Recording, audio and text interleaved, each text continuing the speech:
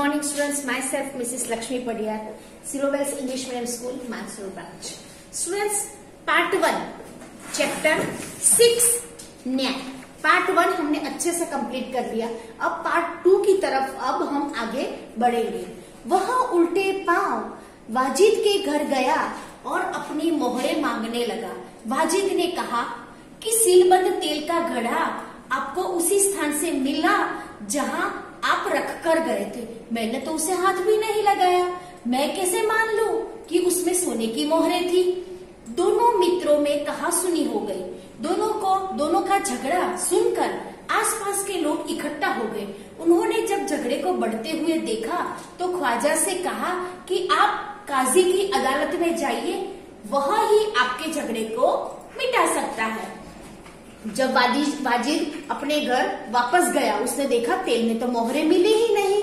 अब वो क्या करता है, वाजिद ने कहा कि मैं तो सीलबंद घड़ा आपके घर छोड़कर गया था, जहां आपने रखा था वही स्थान पे ही रखा गया था. मैंने तो उसे हाथ भी नहीं लगाया. किसने कहा? वाजिद ने कहा. किसको कहा? अली ख्वाजा को कहा. मैं कैसे मान लूं कि इसमें सोने की मोहरें थी. दोनों मित्रों में कहासुनी हो गई. झगड़ा शुरू हो गया तो बहुत सारे लोग इकट्ठा हो गए. उन्होंने जब झगड़े को बढ़ते हुए देख लिया तो ख्वाजा से रहा नहीं गया. उन्होंने ख्वाजा को कहा कि आप काजी के पास जाइए और अदालत का दरवाजा खटखटाइए, वही आपके झगड़े का मिटा सकते हैं, झगड़े का निपटारा कर सकते हैं और सही न्याय दे सकते हैं. ख्वाजा ने काजी की अदालत में अपनी बात रखी, परंतु पक्के सबूतों के अभाव से उसे वहां से निराश लौटना पड़ा.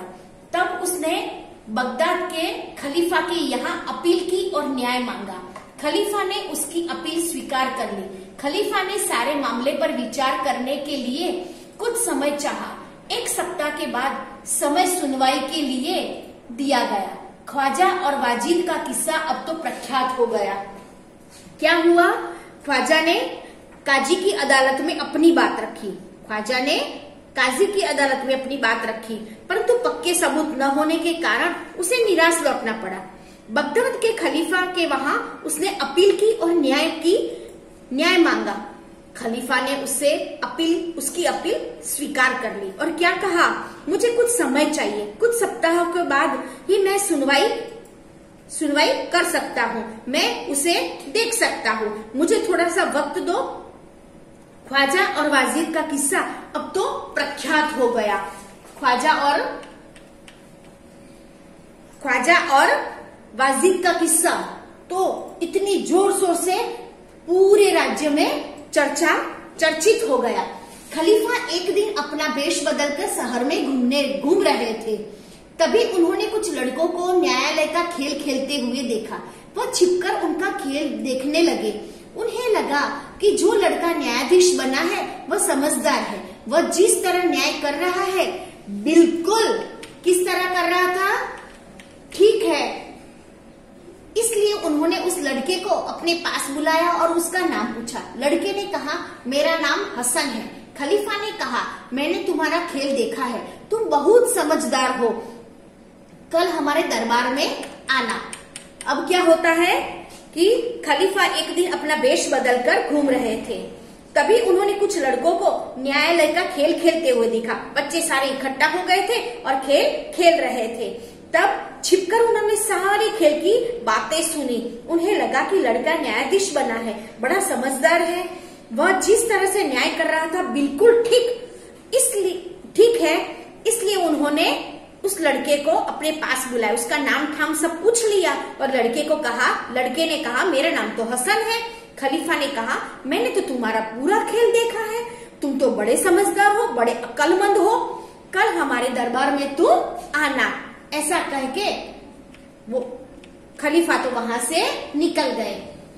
अगले दिन खलीफा के दरबार में अली ख्वाजा, वाजिद और हसन उपस्थित हुए. खलीफा ने हसन से कहा, तुम इन दोनों के झगड़े का किस्सा सुनो और बताओ, इनमें से कौन सच बोल रहा है.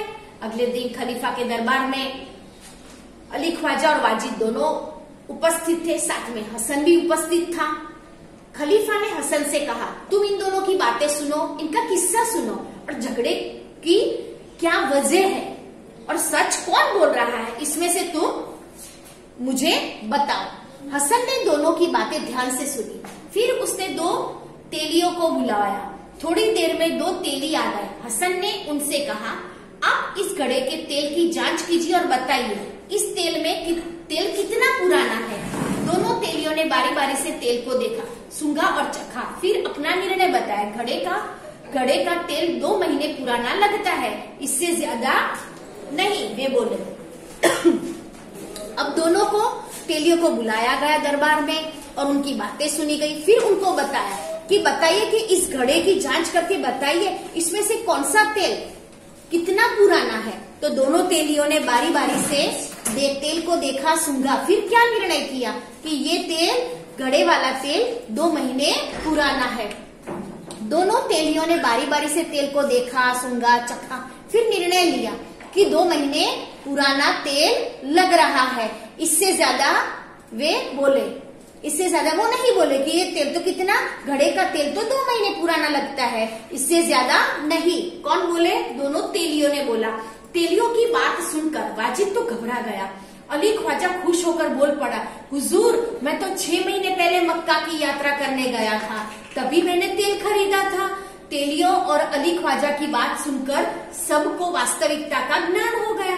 खलीफा को न्याय के लिए सबूत मिल गया था। खलीफा ने हसन को धन्यवाद दिया और वाजिद से कहा, आपने अली ख्वाजा के घड़े से तेल और मोहरें निकाली है तो आप उन्हें वापस कीजिए और चोरी और विश्वासघात के अपराध की सजा भुगतिए। खलीफा ने हसन को बहुत सारा पुरस्कार दिया। खलीफा के दरबार में उपस्थित सभी लोगों ने हसन की सूझबूझ और न्याय की बुरी बुरी प्रशंसा की। अब तेलियों की बात सुनकर वाजिद तो बड़ा ही घबरा गया। अली ख्वाजा की बात सुनकर वो तो बोल पड़ा, हुजूर, मैं तो 6 महीने पहले मक्का की यात्रा पे गया था। अब जब तेलियों ने बताया था कि मैं तो ये तो तेल 2 महीने पुराना है, लेकिन मैं तो कहाँ गया था? मक्का गया था, वो भी कितने, 6 महीने पहले। तेलियों और अली ख्वाजा की बात सुनकर सबको वास्तविकता का ज्ञान हो गया कि दूध का दूध में पानी का पानी हो गया और खलीफा को न्याय के लिए एक प्रूफ मिल गया, एक एविडेंस मिल गया, एक सबूत मिल गया।